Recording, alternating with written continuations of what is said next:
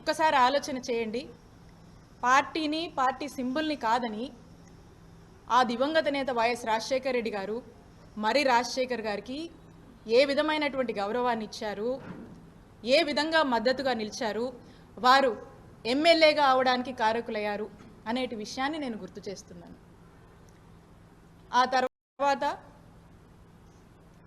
2009లో మరి రాజశేఖర్ గారికి ఇక్కడ చిలకలూరుపేట నియోజకవర్గంలో కాంగ్రెస్ పార్టీ తరఫున పోటీ చేసేటువంటి అవకాశం వారికి దక్కింది. 2009లో అన్ఫార్చునేట్లీ కాంగ్రెస్ పార్టీకి అధికారంలోకి వచ్చింది. ఇక్కడ మర్రి రాజశేఖర్ గారు ఓడిపోవడం జరిగింది. అయినప్పటికీ వారి గౌరవానికి ఎక్కడ కూడా తగ్గింపు అనేది జరగలేదు. ఆ తర్వాత ఆ దివంగత మహానేత డాక్టర్ వైఎస్ రాజశేఖర రెడ్డి గారి మరణం తర్వాత మా నాయకుడు జగన్మోహన్ రెడ్డి గారు వైఎస్ఆర్ కాంగ్రెస్ పార్టీ పెట్టి మరి ఆ వైఎస్ఆర్ కాంగ్రెస్ పార్టీలోకి మర్రి రాజశేఖర్ గారు కూడా రావటము, తమతో జగన్మోహన్ రెడ్డి గారితో జర్నీ చేయటం జరిగింది. అప్పుడు కూడా మా నాయకుడు జగన్మోహన్ రెడ్డి గారు అప్పట్లోనే ఉమ్మడి గుంటూరు జిల్లాకు సంబంధించినటువంటి జిల్లా పార్టీ ప్రెసిడెంట్ బాధ్యతలు కూడా మర్రి రాజశేఖర్ గారికి ఇవ్వటం జరిగింది. ఎందుకంటే తమని నమ్ముకొని అడుగు వేశారు కాబట్టి వైఎస్ఆర్ కాంగ్రెస్ పార్టీ రాజశేఖర్ గారికి ఇచ్చినటువంటి గౌరవం అని గుర్తు చేస్తూ ఉన్నాను. అంటే ఒక్కసారి ఆలోచించండి,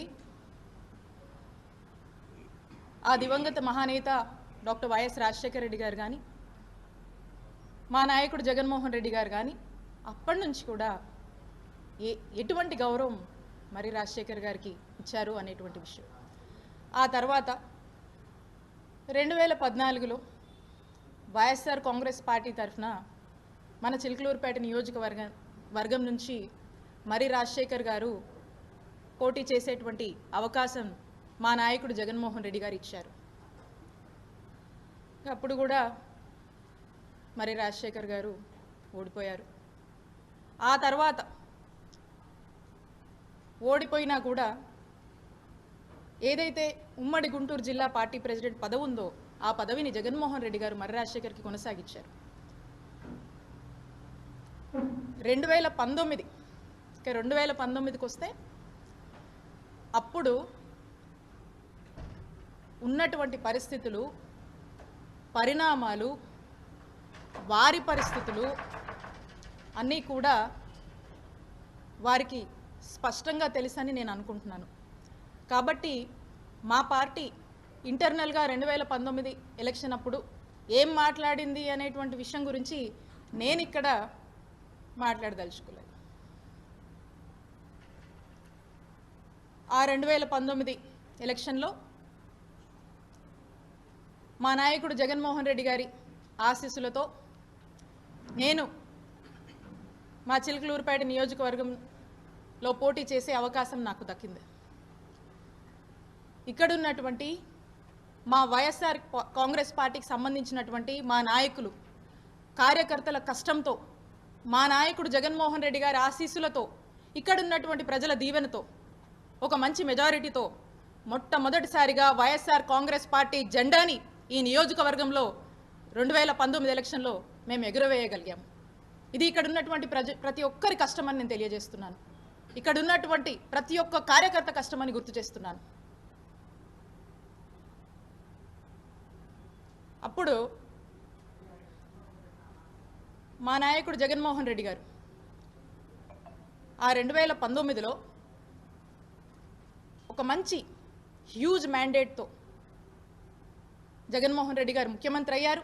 పార్టీ అధికారంలోకి వచ్చింది. ఇక్కడ అప్పుడు కూడా మరి రాజశేఖర్ గారికి ఎంతో కీలకమైనటువంటి రీజనల్ కోఆర్డినేటర్ బాధ్యతల్ని మరి రాజశేఖర్ గారికి ఇచ్చి వైఎస్ఆర్ కాంగ్రెస్ పార్టీ గౌరవించింది. ఆఫ్టర్ ఎలక్షన్ కూడా ఆ తర్వాత ఆ తర్వాత వారికి మర్రి రాజశేఖర్ గారికి ఎమ్మెల్సీ పదవి ఇచ్చి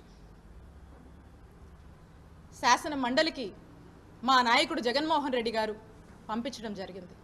ఇది మర్రి రాజశేఖర్ గారికి మా నాయకుడు జగన్మోహన్ రెడ్డి గారు మా వైఎస్ఆర్ కాంగ్రెస్ పార్టీ ఇచ్చినటువంటి గౌరవం అని గుర్తు చేస్తున్నాను. ఇక ఎమ్మెల్సీ విషయానికే వద్దాం.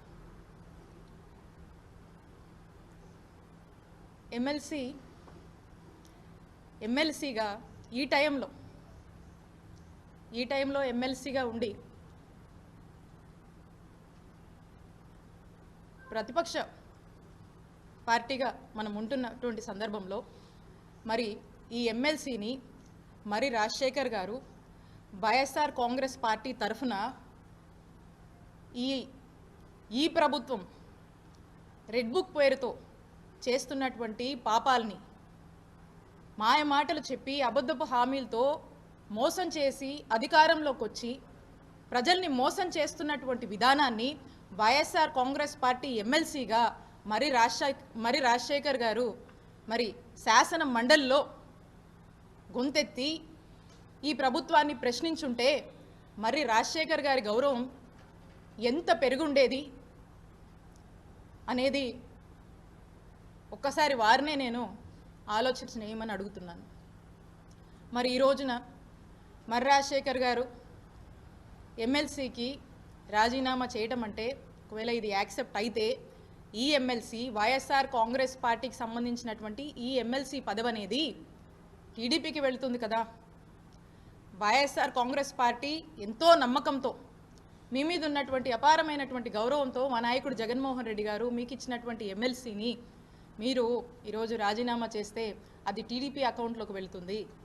ఈరోజు మనకు నంబర్స్ లేవు, వెరీ అన్ఫార్చునేట్, మనకు బలం లేదు. సో కాబట్టి అది తిరిగి మనకు రిటైన్ అవ్వదు. సో కాబట్టి అది టీడీపీ ఖాతాలోకి వెళుతుంది. అంటే ఇంత నమ్మకంతో ఇచ్చినటువంటి ఈ పదవిని నిజంగా మీరు నిలబెట్టుకొని ఉంటే మీ గౌరవం ఎంతలా పెరిగేది అనేది ఒకసారి మీరు ఆలోచన చేయండి. బట్ ఇది జరిగింది. సో అందుకే నేను అంటాను, ఒక్కసారి అక్కడి నుంచి కూడా చూసుకుంటే ఇక 2024 గురించి వారు మాట్లాడుతూ ఉన్నారు. 2024లో ఏమైందనేటువంటి విషయం మీకు, వారికి, ప్రజలకు స్పష్టత ఇవ్వాల్సినటువంటి బాధ్యత నా మీద ఉంది. అయితే 2024లో ఇక్కడ 2019లో నేను పోటీ చేసి ఎప్పుడు వైఎస్ఆర్ కాంగ్రెస్ పార్టీ ఇక్కడ గెలవట్లేదు. మా నాయకుడు దీవెనలతో, మా వైఎస్ఆర్ కాంగ్రెస్ పార్టీ కార్యకర్తలు నాయకుల కష్టంతో, ఇక్కడ ఉన్నటువంటి ప్రజల దీవెనతో ఇక్కడ వైఎస్ఆర్ కాంగ్రెస్ పార్టీని గెలిపించుకోవడం జరిగింది మొదటిసారిగా. ఆ తర్వాత పార్టీ అన్నాక పార్టీ యొక్క రాజకీయాల కోసం ఎన్నికల వ్యూహంలో భాగంగా పార్టీలు అన్నాక రకరకాల వ్యూహాలు ఉంటాయి.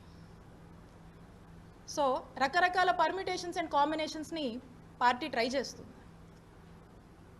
ఆ చేస్తున్నప్పుడు నన్ను మా పార్టీ, మా నాయకుడు జగన్మోహన్ రెడ్డి గారు నన్ను గుంటూరు వెస్ట్ నుంచి పోటీ చేయమని ఆదేశించడం జరిగింది. క్రమశిక్షణ కలిగిన వైఎస్ఆర్ కాంగ్రెస్ పార్టీ కార్యకర్తగా నేను వారి మాటే శిరోధార్యం అనుకొని ఎదురు ఏమీ మాట్లాడకుండా నేను ఆ మాటని, ఆ ఆదేశాలని పాటించి నేను నా బాధ్యతగా నాకు ఇచ్చినటువంటి గుంటూరు వెస్ట్కి వెళ్ళి నేను పోటీ చేయడం జరిగింది. మీ అందరికీ తెలుసు గుంటూరు వెస్ట్ గురించి. ఏ రోజు గుంటూరు వెస్ట్లో వైఎస్ఆర్ కాంగ్రెస్ పార్టీ గెలవలేదు. వరుసగా మనం ఓడిపోతూ వస్తున్నాము. ఇక్కడ కూడా వరుసగా మనం ఓడిపోతూ వస్తే ఇక్కడ ఒక గెలుపు బావుటాన్ని మనం ఇక్కడ ఎగరేసాం.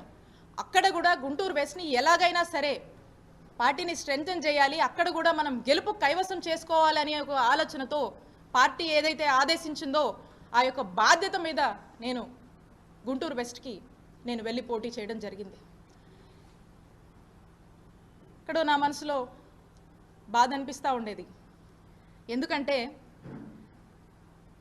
మా నియోజకవర్గం చిల్లూరుపేట, ఇక్కడున్నటువంటి మా నాయకులు ఇక్కడ ఉన్నటువంటి మా కార్యకర్తలు, ఇక్కడ నన్ను దీవించినటువంటి ప్రజల్ని, నా సొంత నియోజకవర్గాన్ని వదిలి నేను వెళ్లాల్సి వస్తుంది అనేటువంటి బాధ నాలో ఉన్నప్పటికీ నేను మా నాయకుడు మాటే శిరోధారంగా భావించాను కాబట్టి నేను అక్కడికి వెళ్ళి పోటీ చేయడం జరిగింది.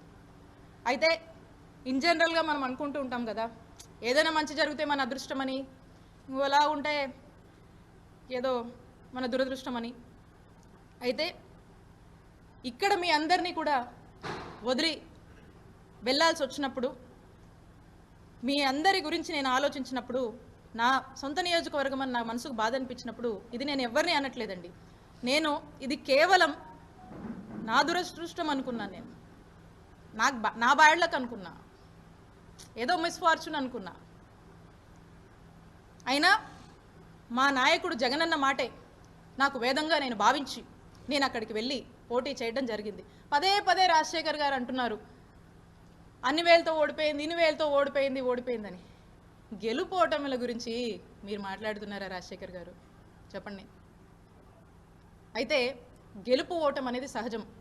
నేను గర్వంగా చెప్తా ఉన్నా, మేము 2019లో అధికారంలోకి వచ్చాక మంచి చేసి మేము ఓడిపోయాం, ప్రజలకు మంచి చేసి మేము ఓడిపోయాం. టెక్నికల్గా మాట్లాడితే రకరకాల కారణాలు ఉన్నాయి, అదో ఇదో ఏదో అని మనం అనొచ్చు.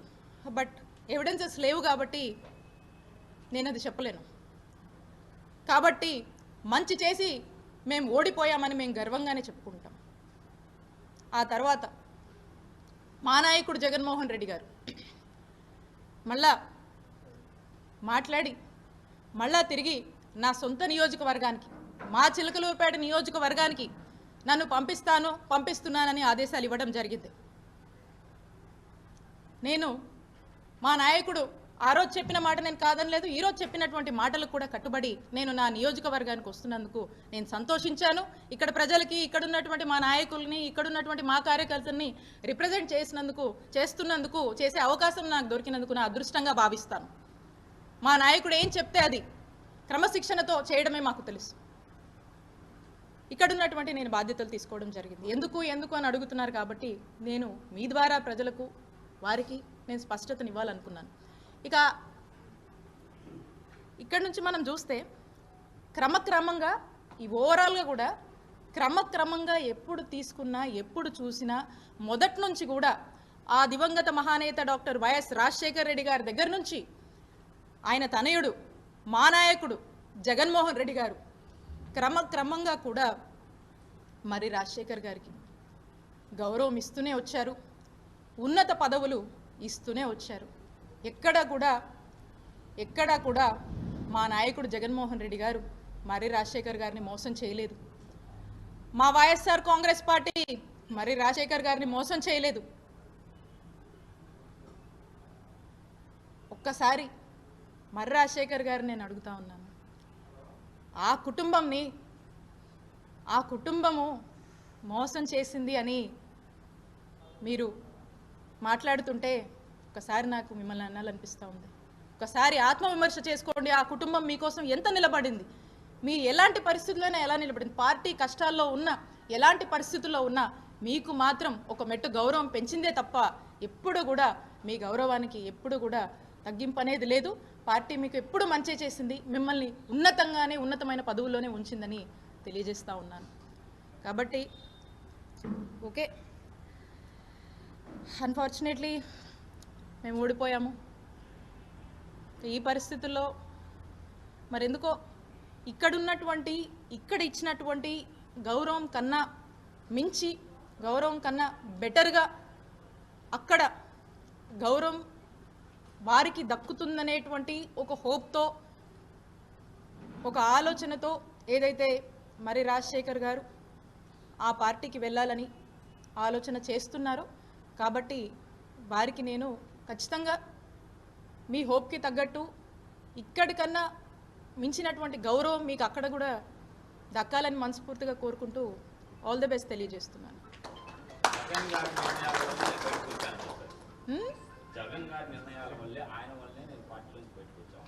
అంటే ఏ నిర్ణయం అన్నా అదే నేను చెప్తా ఉన్నా 2004 నుంచి 2024 వరకు కూడా స్పష్టంగా అన్ని విషయాలు మీ ముందే పెట్టాను.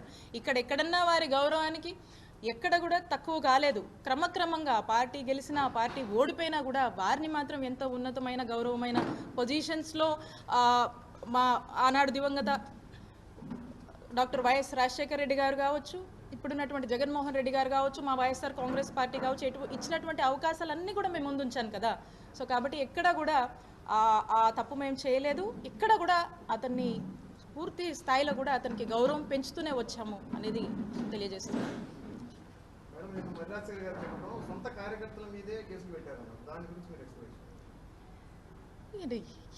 ఇప్పుడు